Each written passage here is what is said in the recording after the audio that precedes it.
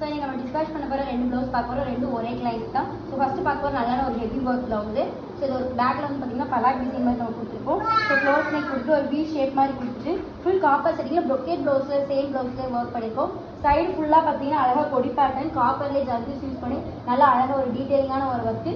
So மேலே பார்த்தீங்கன்னா ஜும்காஸ் மாதிரி கொடுத்து ஃபுல்லாகவே ஹெவி பேட்டர்ன் ஒர்க்காக நம்ம கம்ப்ளீட் பண்ணியிருக்கோம். ஸோ ஸ்லீவில் பார்த்தீங்கன்னா நம்ம வந்து வி ஷேப்பில் 3 பார்டர் லேயரில் ஒர்க் பண்ணி ஃபுல்லாக ஒரு சிம்பிள் எலிகண்டான ஒரு ஒர்க் மாதிரி ஸ்லீவில் கொடுத்து நல்லா ஜர்க்கன் ஸ்டோனில் ஹைலைட்டிங் கீழே நெட் ஃபிட் பண்ணி ஸ்டைப் டிசைன் வித் ஹேங்கிங்ஸோட.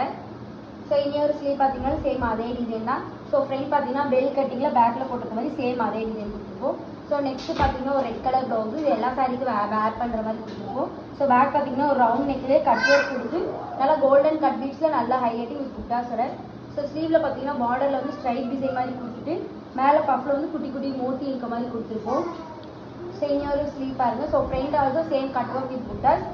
ஸோ உங்களுக்கு இந்த மாதிரி டிசைன்ஸ் எல்லாம் கஸ்டமைசேஷன் பண்ணணும்னா கீழே இருக்க காண்டாக்ட் நம்பருக்கு காண்டாக்ட் பண்ணுங்கள். தேங்க்யூ.